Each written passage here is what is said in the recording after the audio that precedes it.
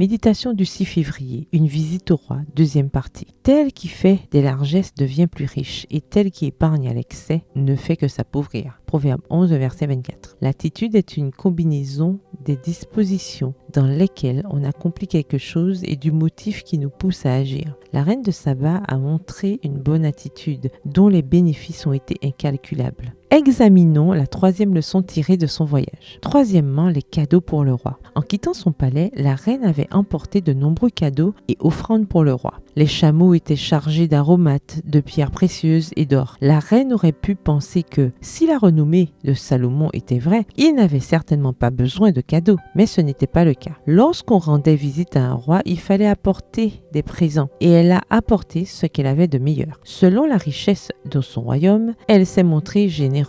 De nos jours, certains ont l'habitude de se présenter devant le roi les mains vides, pensant que Dieu n'a pas besoin de leurs offrandes puisqu'il est le propriétaire de l'or et de l'argent. D'autres ont l'habitude d'apporter ce qu'ils ont en trop. Comme ils sont dans l'erreur, aucun de ceux dont le caractère est souillé par la honteuse flétrissure de l'égoïsme ne pourra entrer au ciel. Par conséquent, en nous accordant des biens temporels, Dieu nous impose un test qui lui permet de voir par l'usage que nous faisons de ces biens qu'il peut nous confier les richesses éternelles. Extrait du magazine The Review and Herald, daté du 16 mai 1893, écrit par Ellen G. White. À vrai dire, Dieu n'a pas besoin de nos ressources, mais en les lui donnant, nous sommes infiniment bénis. Quatrièmement, le résultat. À la fin de la visite, le roi a dit à la reine de demander ce qu'elle voulait dans son royaume, car il avait l'habitude de faire des cadeaux. Elle a demandé tout ce qu'elle voulait et on le lui a donné, en plus de tout ce que le roi voulait lui donner. En fin de compte, elle a reçu beaucoup plus que ce qu'elle avait apporté. Lorsque nous offrons à notre roi le meilleur de nous-mêmes, que ce soit en temps, en talent ou en trésor, il nous donne beaucoup plus. Notre roi céleste ne cesse de répéter « Demandez et l'on vous donnera ». Matthieu 7, le verset 7. La cour céleste est prête à offrir des cadeaux à ses visiteurs sincères. Quelle est votre attitude lorsque vous allez rendre visite au roi? Avoir la bonne attitude